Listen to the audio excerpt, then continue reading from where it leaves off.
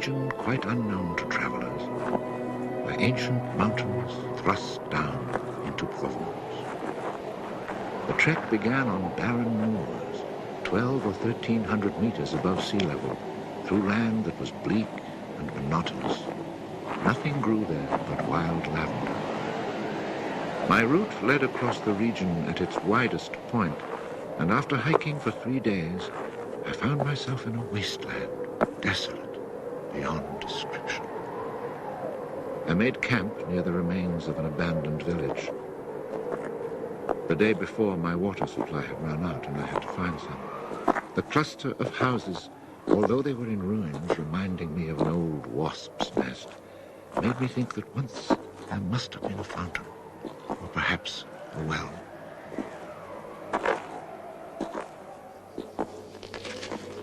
There was indeed a fountain, but it was dry. The roofless houses, eaten away by wind and rain, and the chapel with its crumbling belfry, stood arranged like houses and churches in a living village. But here, life had vanished.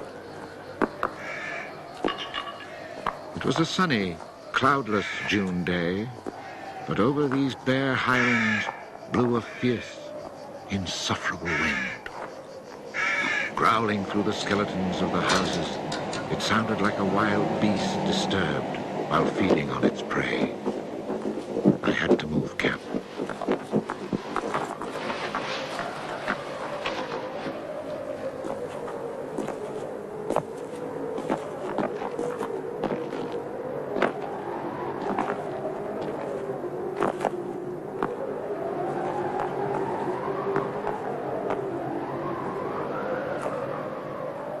After 5 hours of walking, I still had found no water, and I could see nothing that gave me hope of finding any.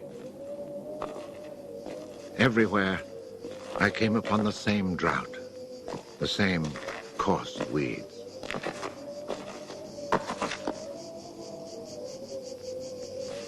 In the distance, something caught my eye. A thin, dark shape that I took for a tree stump. But just in case, I walked towards it.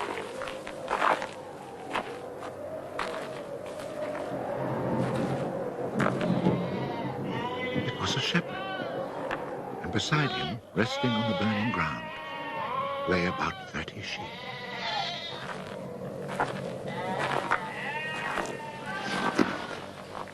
He let me drink from his gourd, and presently, he led me to his sheepfold in a hollow in the plain.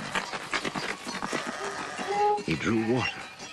Excellent water it was, too, from a very deep, natural well over which he had rigged a simple windlass.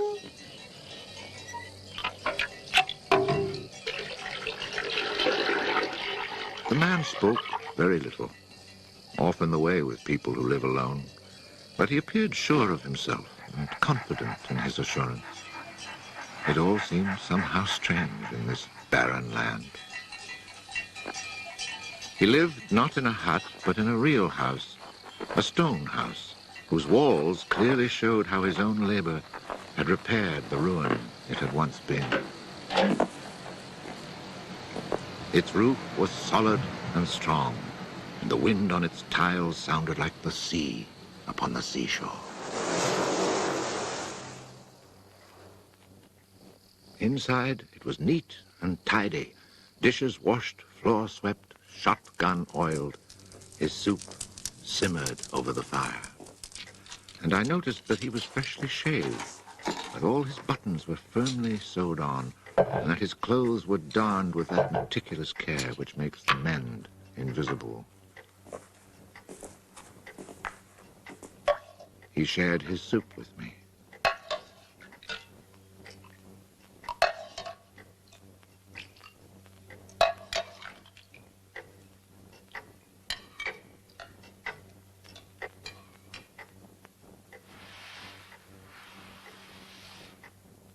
When I offered him my tobacco pouch, he told me he did not smoke. dog, silent like his master, was friendly without fawning.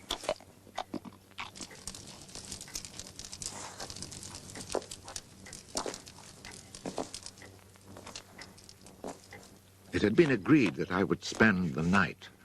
The nearest village was still almost 2 days' walk away. Villages in this region were few and far between, and I knew well what they were like.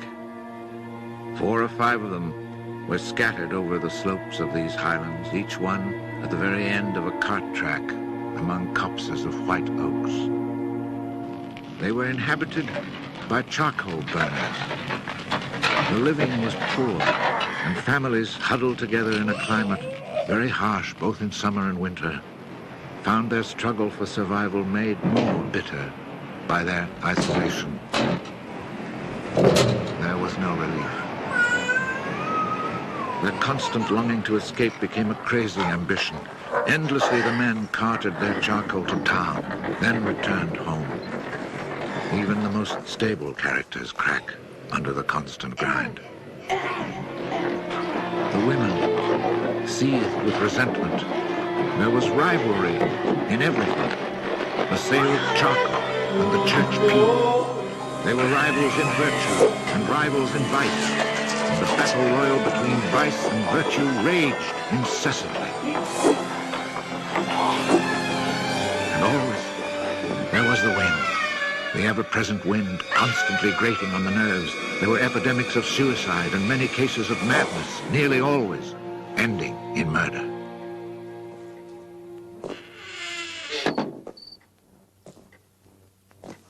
The shepherd, who did not smoke, went to fetch a little sack, and onto the table he emptied a pile of acorns. He began to examine them very carefully, one by one, separating the good from the bad. I sat, smoking my pipe. I offered to help, but he told me it was his work, and indeed, seeing how very carefully he carried out his task, I did not insist. That was the only time we spoke. When he had set aside enough acorns, he divided them into piles of 10. As he did this, he discarded the smaller ones, or those that were cracked, for now he was examining them very, very closely.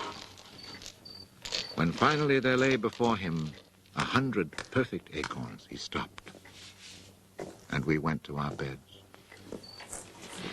Being with this man brought a great sense of peace.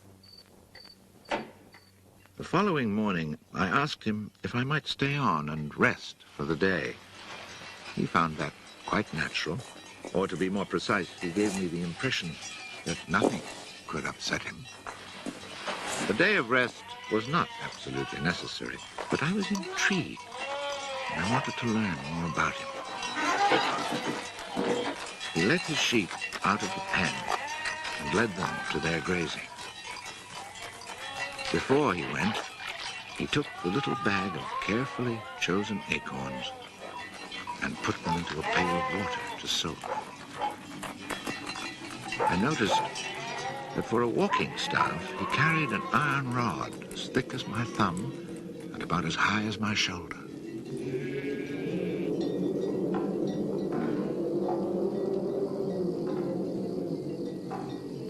Pretending to take a leisurely stroll, I followed him at a distance, but keeping on a parallel path with him.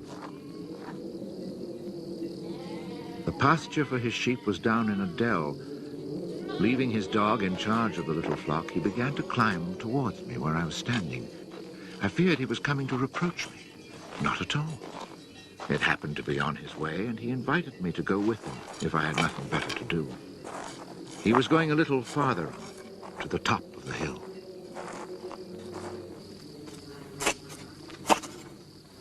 When we reached his destination, he began to drive his iron staff into the ground. He made a hole, dropped in an acorn, and filled in the hole.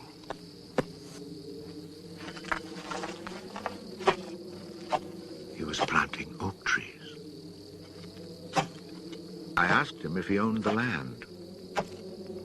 He said no, Did he know who owned it? He did not. He thought it was common land, parish property, or perhaps it belonged to people who did not care about it. That did not concern him. So with infinite care, he planted his 100 acorns. After the midday meal, he began to sort out more of his acorns. I suppose I must have been quite insistent with my questions, because he answered me. For 3 years, he had been planting trees in that desolate country. He had planted 100,000. Of the 100,000, 20,000 had come up. Of these, he still expected to lose half, either to rodents or to any of the unpredictable things which only Providence can account for. That left 10,000 oaks to grow on this tract of land where before there was nothing. It was then that I wondered about the man's age. He was clearly more than 50. 55, he told me. His name was Elzéar Bouffier.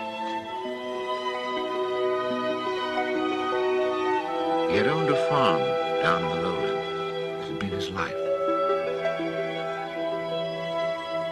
He had lost his only son, and then his wife, and had withdrawn into this solitude where he was content to live quietly with his lambs and his dog. It was his opinion that the land was dying from lack of trees.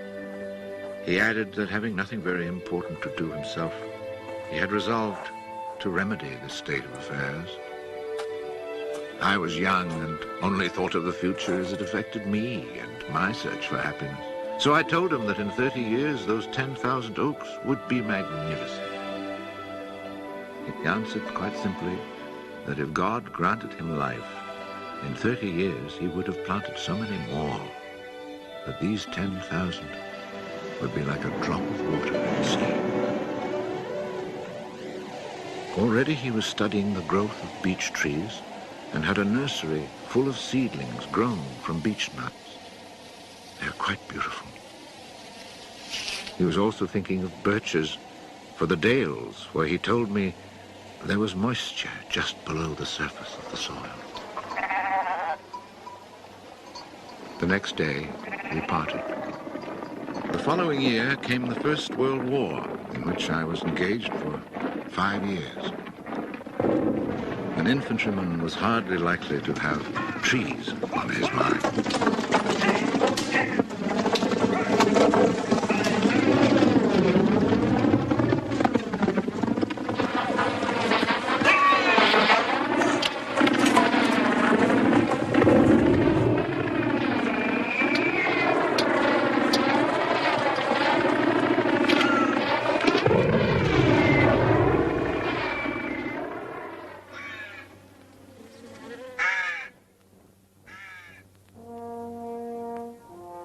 After demobilization, I found myself the possessor of a small gratuity and a great desire to breathe pure air. This was my only thought when I set off once more on the road to the barren land. The country had not changed. However, in the distance, beyond the deserted village, I noticed a sort of grayish mist that lay on the hilltops like a carpet. The shepherd who planted trees had been in my mind since the day before. 10,000 oak trees, I thought to myself, really need a lot of space. I had seen so many people die in those 5 years, it was easy to imagine that Elzéar Bouffier, too, was dead, especially since at 20, we think of men of 50 as ancient with nothing left to do but die.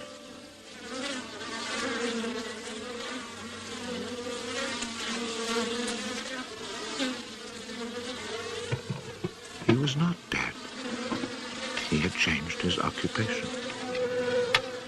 He had only 4 sheep left, but now He had over 100 hives of bees. He had given up sheep because they threatened his young trees. The war had not disturbed him, and he had calmly continued his planting. The oaks of 1910 were now 10 years old and taller than either of us. It was such an impressive sight, I was struck dumb.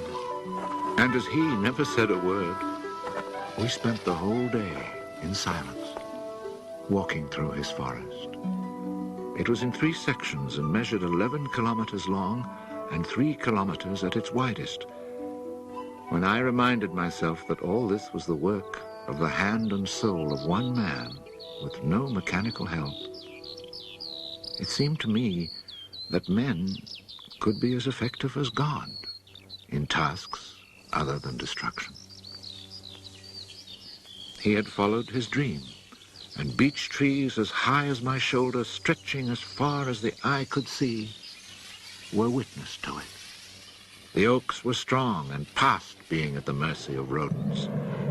As for Providence, she would have needed a cyclone to destroy this creation of man. He showed me handsome groves of 5-year-old birches planted in 1915, the year I was fighting at the Battle of Verdun. He had set them out in all the hollows where he guessed, and rightly, there was moisture near the surface. They were like young children, tender yet firm and confident. And creation, it seemed, had just followed in a natural sequence. He hadn't worried about it. Resolutely, he had gone about his simple task. On the way down through the village, I saw streams flowing with water, which in living memory had always been dry. This was truly the most impressive effect of creation's natural cycle that I'd ever seen. Long ago, these brooks had been full of water. Among the miserable villages I mentioned before, some were built on sites of ancient Roman villages, and archaeologists digging in the ruins had found fish hooks, whereas in the 20th century, cisterns were needed to ensure even a modest supply of water. The wind had scattered seeds too, and as the water reappeared, so did willow trees, reeds, meadows, gardens, flowers, and a reason for living. But the change had come about so gradually, and that it was simply taken for granted. Of course, hunters who climbed these heights in search of hares and wild boar had noticed the sudden appearance of little trees, but had put it down to some caprice of nature. That is why no one had meddled with the work of the shepherd. If they had suspected it was man's work, they would have interfered. But who would even think of him? Who in the villages or among the authorities could ever have imagined such constant, magnificent generosity?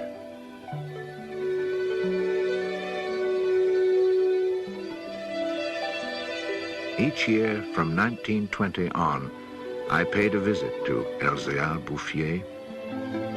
I never saw him lose heart, nor was he ever deterred. And often, God knows, it must have seemed that heaven itself was against him.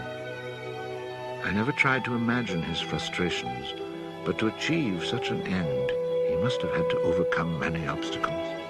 For such passion to succeed, he must surely have fought and conquered despair. We must remember that this exceptional man had worked in utter solitude. Solitude so complete that towards the end of his life, he had lost the habit of speech. Oh, perhaps he saw no need for it. In 1933, he was visited by an astonished forester who notified him of an order that lighting fires outdoors was forbidden for fear of endangering this natural forest. It was the first time, the forester told him naively, that he had ever seen a forest grow of its own accord. In 1935, a whole delegation from the authorities arrived to look at the natural forest. There was a high-ranking official from the forestry department, an elected member of parliament, technical experts, and there was a great deal of talk. It was decided something must be done. Fortunately, nobody did anything except for the one good thing. The forest was placed under government protection and charcoal burning was prohibited. For it was really quite impossible not to be enchanted by the beauty of these young, healthy trees. And they had even managed to cast their spell over the Member of Parliament.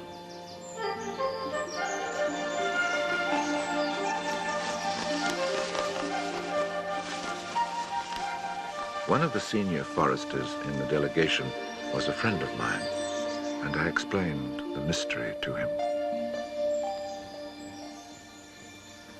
The following week, we both set out to find Elzéar Bouffier. He was hard at work, about 20 kilometers from where the official inspection had taken place.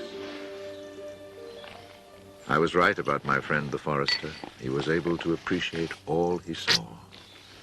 I offered the eggs I had brought as a present. We all shared our lunch and spent several hours in silent contemplation of the landscape. The slopes we had climbed on our way up were covered with tall trees 4 times our own height. I remembered how it had looked in 1913, desolate, but quiet, regular work, brisk mountain air, the simple life, and above all, peace of mind, had endowed this old man with almost awe-inspiring health. He was one of God's athletes. I wondered how many more hectares he would cover with trees. Before we took our leave, my friend made one small suggestion about the kinds of tree which seemed to suit the soil here. He did not press the point, for the simple reason, he told me afterwards, that this man knows more about it than I do. The idea must have been turning over in his mind, for after we had walked for an hour, he added, he knows more about it than anyone else in the world. He's found a perfect way to be happy. Thanks to this forester, not only the forest, but the happiness of Elzéar Bouffier were protected. The only serious danger to his work occurred during the Second World War. Cars being powered by wood-burning generators. There was never enough wood. So cutting was begun among the oaks of 1910, but they were so far from transportation routes that the whole enterprise proved financially unsound. It was abandoned.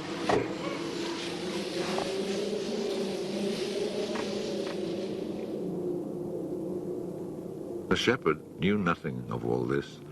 He was 30 kilometers away, quietly going about his business, ignoring the War of '39 just as he had ignored it in 1914. I saw Elzéar Bouffier for the last time in June 1945. He was then 87. Again I had set out on the road to those barren moors. But now, in spite of the dislocation left behind by the war, there was a bus which ran from the Durance Valley up into the mountains. I decided it must be because of this relatively speedy means of transport that I could not recognize the places where my walks used to lead me. It took the name of a village to reassure me that I really was in that region that had once been desolate and abandoned.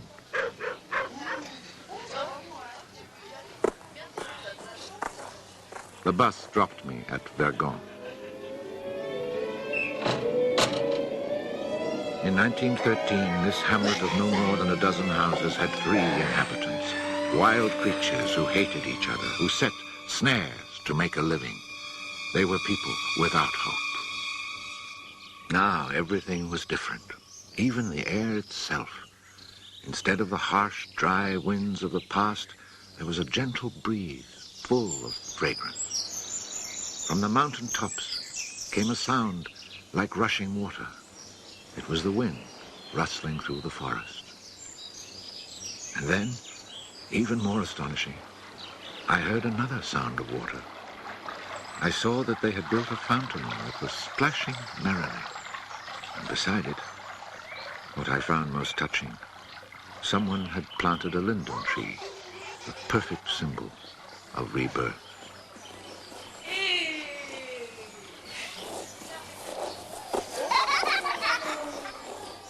Moreover, their dance showed signs of the kind of labor that only hope can inspire. So hope had been restored, ruins had been cleared, and crumbling walls torn down. The new houses, freshly rough-cast, stood in kitchen gardens where flowers and vegetables grew in orderly confusion. Roses and cabbages, snapdragons and leeks, celery and anemones. It had become a place where one would want to live. From this point, I continued on foot. The war had not been over long enough for life to reach full bloom, but Lazarus had emerged from the tomb. On the lower slopes of the mountain, I could see small fields of young barley and rye, and down in the narrow valleys, the meadows were green.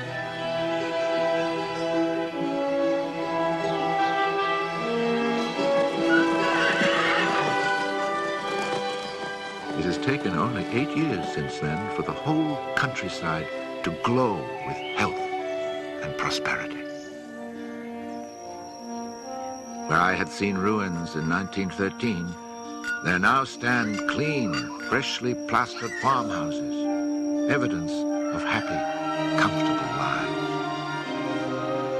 Dry springs fed by snows and rains, now conserved by the forest, have begun to flow again.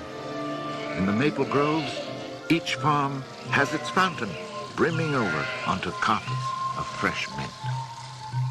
Bit by bit, the villages have been rebuilt. People have come to settle from down in the plains where land is expensive. They have brought youth, life, and the spirit of adventure. On the roads, one meets people glowing with health, and boys and girls laughing as they enjoy their rustic pleasures.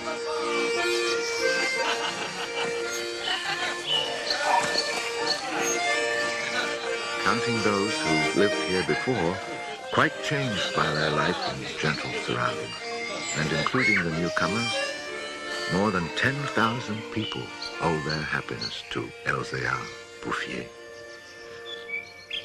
When I think that one man, one body, and one spirit was enough to turn a desert into the land of Canaan, I find after all that a man's destiny can be truly wonderful. But when I consider the passionate determination, the unfailing generosity of spirit it took to achieve this end, I'm filled with admiration for this old, unlearned peasant who was able to complete a task worthy of God. Elzéar Bouffier died peacefully in Banon in 1947.